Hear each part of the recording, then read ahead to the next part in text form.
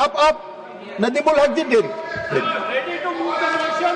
Sir, I'm on a... Please take your seat. Please take your seat. Derek ji, आप. Sir, I'm on a... Rule. Please. Derek ji, आप बोले. Rule.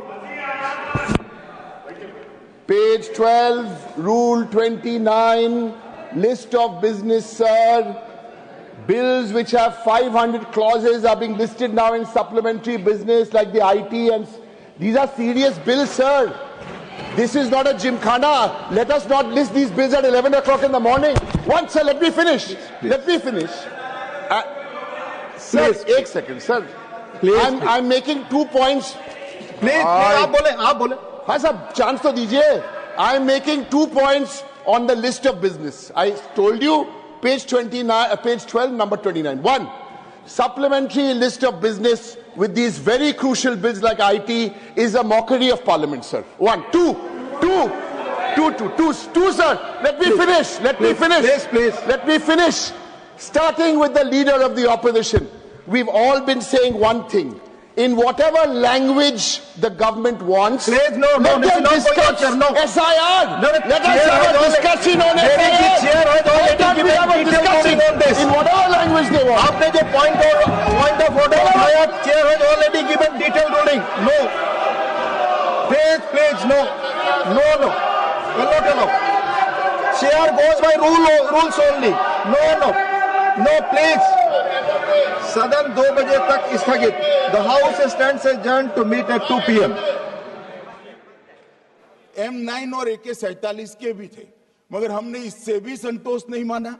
ये राइफलों को एक विशिष्ट विमान के द्वारा कल रात को 12 बजे चंडीगढ़ पहुंचा गया और पूरी रात फायरिंग कर इसके भी खाली खोखे जनरेट किए गए.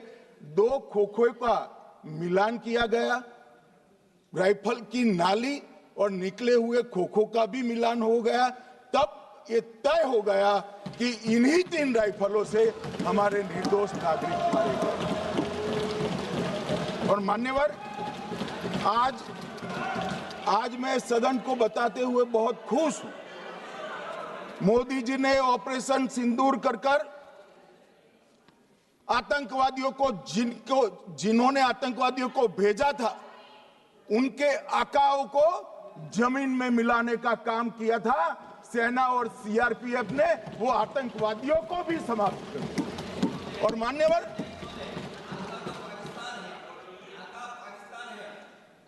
कौन पाकिस्तान से आपकी बात होती है क्या? अरे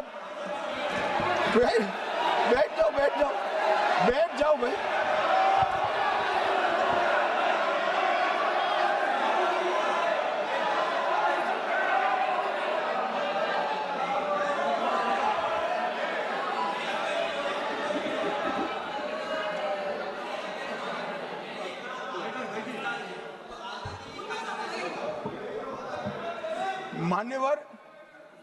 मान्यवर, मैं बताता हूं कैसे इनके आका मारे गए.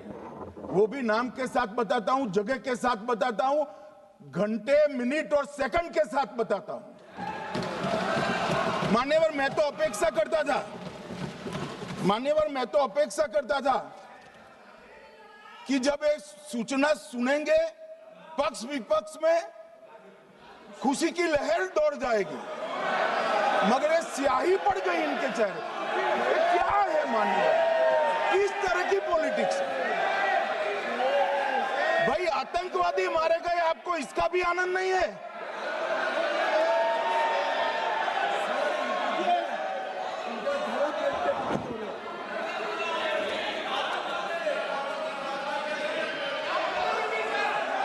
अखिलेश जी बैठ जाइए, मेरा पूरा जवाब सुनिए, आपका सब जवाब आ जाएगा. भाई, आप आतंकवादियों का धर्म देखकर दुखी मत होइए.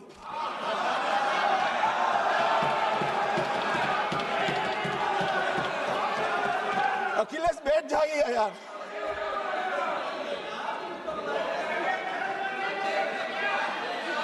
अखिलेश जी बैठ जाइए. मान्यवर, किसी को संशय रखने की जरूरत नहीं है. बैलिस्टिक रिपोर्ट मेरे पास है. मेरे हाथ में है और 6 वैज्ञानिकों ने इसको क्रॉस चेक किया है। सुबह 4:46 पर फोन पर मुझे छहों ने वीडियो फोन पर कहा है कि 100% वही गोलियां हैं जो वहां चलाई। मान्यवर, ये हमारे देश की सेना, सीआरपीएफ और जम्मू कश्मीर पुलिस, ये तीनों का एक साझा बहुत बड़ा कामयाबी है, जिस पर 140 करोड़ को नाज होना चाहिए, देश की जनता को नाज। मान्यवर, मैं तो गया था वहां पर जब ये घटना हुई। दूसरे दिन इनके परिजनों को मिला था। 6 दिन की शादी वाली बच्ची विधवा होकर मेरे सामने खड़ी थी। आज तक मैं वो दृश्य नहीं भूल सकता।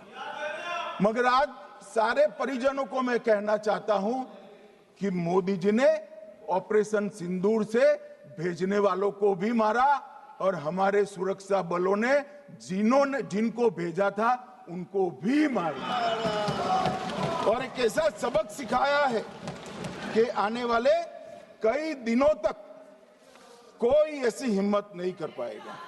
मान्यवर, मैं थोड़ा एनआईए की जांच के बारे में भी बताना चाहूंगा। मान्यवर, जिस दिन लश्कर ए तोयबा ने और इसके आउटफिट टीआरएफ ने इसकी जिम्मेदारी ली, उसी दिन हमने तय कर लिया था कि ये जांच एनआईए को सौंप दी जाएगी, क्योंकि एनआईए आतंकवाद के केसों की जांच के लिए, वैज्ञानिक तरीके से जांच करने के लिए और सजा कराने के लिए महारत हासिल की हुई विश्व मान्य एजेंसी है, जिसका सजा कराने का दर 96% से ज्यादा है। मान्यवर, हमने तुरंत ही इसकी जांच एनआईए को दे दी। हमने पूरी व्यवस्था की। सेना, बीएसएफ, सीआरपीएफ और जम्मू कश्मीर पुलिस ने ये लोग देश छोड़कर भाग न जाए। और मान्यवर, इसकी जांच की शुरुआत हुई। एक थकाने वाली बहुत लंबी जांच हुई है। जांच के दौरान मृतक के परिजन जो साथ में थे, उनको सभी को चर्चा किए गया। पर्यटकों, खच्चर वालों, पोनी वालों, फोटोग्राफर, कर्मचारियों, विभिन्न दुकान में काम करने वाले लोगों, कुल मिलाकर 1055 लोगों की लंबी 3000 घंटे से ज्यादा पूछताछ इंफॉर्मेशन के लिए की गई और इस सबको वीडियो पर रिकॉर्ड कर दिया गया। और बाद में इसके आधार पर स्केच बनाया गया और ढूंढते 22/6/25 को एक बशीर की पहचान की गई और परवेज की पहचान की गई, जिन्होंने आतंकवादी घटना के अगले दिन आतंकवादियों को शरण दी थी। उनको अपने ढोक में रखा था। वो दोनों को गिरफ्तार कर लिया गया। अब वो हमारी कस्टडी में है। दोनों गिरफ्तार अपराधियों ने खुलासा किया कि 21/4/25 की रात को 8 बजे 3 आतंकवादी बेसरन से लगभग 2 किलोमीटर दूर स्थित परवेज ढोक में आए थे।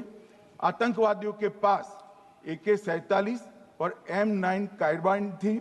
जो 2 आतंकवादियों ने काली पोशाक पहनी थी और एक ने छद्म वेश किया था। खाना खाया, चाय पी और ढोक से निकलते वक्त कुछ खाना, नमक, मिर्च और मसाले लेकर वो चले गए। मान्यवर, उस वक्त हमने जिन खोखों को रिकवर किया था, इसको हमने चंडीगढ़ FSL में टेस्टिंग के लिए भेज दिया। और जब चंडीगढ़ FSL में टेस्टिंग के लिए भेजा गया तो वही राइफल से एप्को आतंकी हमला हुआ था, वो भी निश्चित हुआ। तो आज इसके साथ साथ दूसरे एप्को आतंकी हत्या को अंजाम देने वाले आतंकियों का भी इसके साथ ही समाप्ति हुई है, उनको मार दिया गया है। मान्यवर, और इसके बाद में स्केच बनाया गया। गिरफ्तार किए गए